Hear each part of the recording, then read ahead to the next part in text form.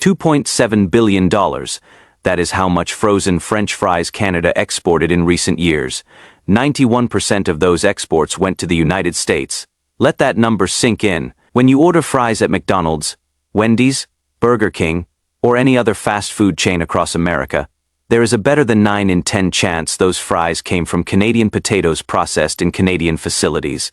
Not a significant portion, not a helpful supplement, the overwhelming majority. And now that supply is under threat, not because of crop failures or natural disasters, but because Trump's tariff chaos has forced Canadian potato processors to make a calculation: is the American market stable enough to bet their business on anymore? This is the story of how a vegetable most Americans never think about became the latest casualty in Trump's trade war, how the frozen French fry supply chain that feeds hundreds of millions of Americans is being reconsidered by Canadian companies, and how fast food chains are quietly realizing they built their entire business model on a supply relationship that Trump just destabilized. But before we dive into this incredible story, if you appreciate in-depth analysis like this, hit that like button and subscribe to stay informed on the stories that truly matter. Tonight, we're showing you the real numbers behind Canadian potato exports, why American fast food cannot function without them, and what happens when the fries that define American dining are suddenly at risk. According to Agriculture and Agri-Food Canada, Canada exported $3.7 billion worth of total potato products in 2023 to 2024. Of that total, $2.7 billion was specifically frozen French fries. Where did those fries go? 91%. $2.4 billion worth went to the United States. That represents the single largest bilateral food trade relationship most Americans have never heard of, but depend on daily. Break that down further and the numbers become even more striking. Canada exported $50 million in seed potatoes. 96% went to the United States. $493 million in fresh potatoes. 93% went to the United States. The pattern is consistent across every category Canada produces and America buys. But the flow isn't just one direction. The United States imports $456 million in potato products from Canada annually. 85% of total United States potato imports come from Canada.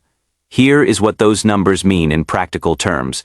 The United States potato industry and Canadian potato industry aren't separate entities competing against each other. They're deeply integrated parts of a single North American supply chain, where Canada specializes in certain varieties and processing, while the United States focuses on others.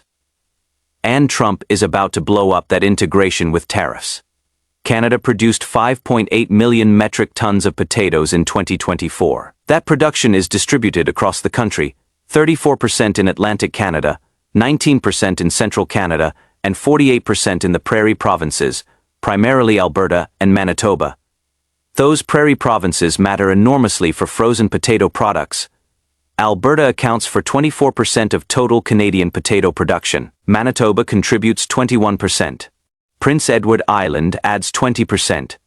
These regions have massive processing facilities operated by 3 companies: McCain Foods, Simplot, and Cavendish Farms. Over the last 7 years, these 3 companies invested hundreds of millions of dollars into expansions and new processing plants in Alberta and Manitoba specifically. Why? Because demand for frozen potato products was surging from United States quick service restaurants, and they needed more capacity to meet that demand. That investment created the production capacity that now feeds American fast food chains, but it also created leverage because if Canadian processors decide American markets are too unstable due to Trump's tariff threats, they can redirect that capacity to serve other customers. And American fast food chains cannot easily replace millions of metric tons of frozen potato supply. Trump threatened 25% tariffs on frozen, fresh, and seed potatoes from Canada, for an industry operating on thin margins where transportation, energy, and labor costs are already substantial. 25% tariffs would be catastrophic, but the real damage isn't just the tariff itself, the real damage is the uncertainty. When processors don't know if tariffs will be 10%, 25%, or 50% next month, when they don't know if Trump will cancel negotiations over a television advertisement, when they cannot count on stable access to American markets, they start making different business decisions. And that is exactly what is happening. According to reporting from April 2025, potato processors told farmers they need fewer potatoes for 2025. Contract negotiations reflect volume decreases driven by trade uncertainty. The tariff uncertainty is forcing processors to reduce their exposure to American markets at exactly the wrong time for United States fast food chains. Because while demand may be soft temporarily, the long-term trend is clear. North American frozen potato consumption is projected to grow at 1.5% annually through 2035, reaching 3.8 million tons. The United States alone consumed 2.8 million tons of frozen potatoes in 2024 to 88% of total North American consumption. That demand isn't disappearing, but the supply to meet it is being reconsidered because Trump made American markets unpredictable. So if Canadian processors are reducing volumes for American contracts, where is the supply going instead? The answer is exactly where you would expect. Asia. Canada exported 1.4 million tons of frozen potato products globally in 2024. While the United States remains the largest destination by far, Japan is already the second largest market for Canadian frozen potatoes. South Korea, Taiwan, the Philippines, and other Asian nations represent growing demand. As middle-class populations expand across Asia, demand for Western-style fast food increases. That means demand for frozen French fries that meet quick-service restaurant standards. Canadian processors already have relationships with Asian buyers. They already understand the quality requirements. What they needed was a reason to prioritize Asian sales over American contracts. Trump gave them that reason. Every time he threatens tariffs, every time he creates chaos, every time he demonstrates that American markets cannot be counted on for stable long-term partnerships, Canadian processors make another call to Tokyo, Seoul, or Manila to discuss increasing volumes. The shift isn't dramatic yet. It doesn't need to be. Even a 5 or 10% reduction in Canadian frozen potato exports to the United States would create significant supply tightness for American fast food chains because domestic United States frozen potato production cannot easily scale up to fill gaps. The United States produced 2.2 million tons of frozen potatoes in 2024. Canada produced 1.8 million tons, but Canada exported 1.4 million tons, while the United States exported only 935,000 tons. The United States is increasingly a net importer of frozen potato products. That import dependence is almost entirely on Canada. 86% of United States frozen French fry imports come from Canada. The European Union provides 13%. There are no other significant suppliers, so when Canadian supply shifts even slightly toward Asian markets, American fast food chains face a problem with no easy solution.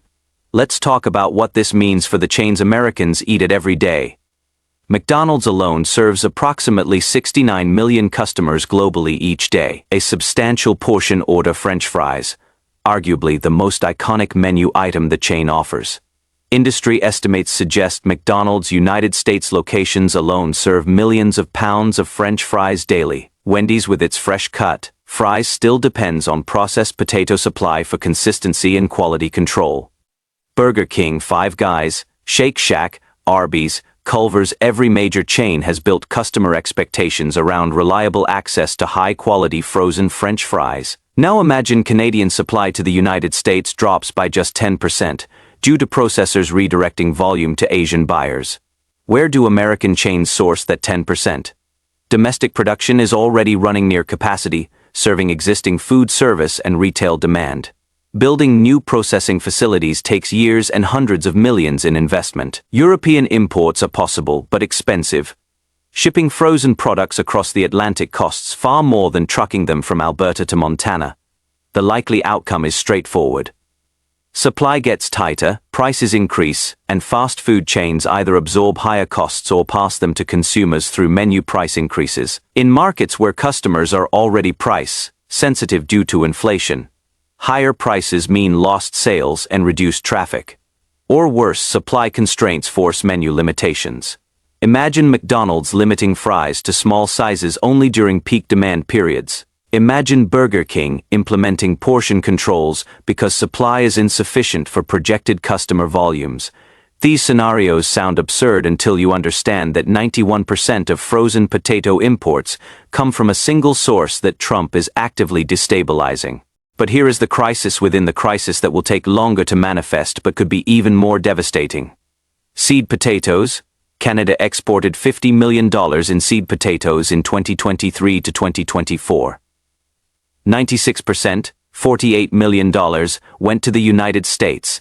Seed potatoes aren't optional. You cannot plant commercial potato crops without certified seed stock that is disease-free, genetically suitable for specific growing regions, and optimized for processing requirements. Canadian seed potato producers, particularly in Prince Edward Island, New Brunswick, Alberta, Manitoba, and Quebec, supply the majority of seed potatoes that United States farmers depend on. If tariffs disrupt seed potato trade, it doesn't just affect imports of finished frozen products.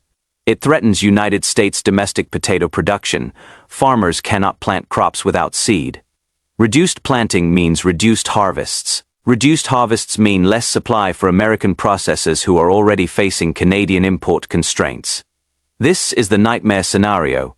Tariffs hit Canadian frozen potato imports immediately, reducing supply to fast food chains. Simultaneously, tariffs disrupt seed potato imports, reducing United States domestic production for future crop years. The entire supply chain gets hammered from both ends, and seed potato trade is particularly sensitive to timing. Planting windows are narrow based on climate and growing season. If seed shipments get delayed by tariff disputes, farmers miss planting windows entirely.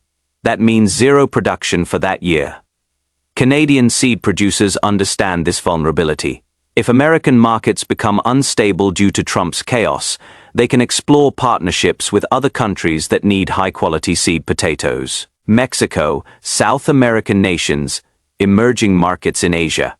The relationships that have made United States potato farming viable for generations could be redirected, because Trump could not maintain a stable trading relationship.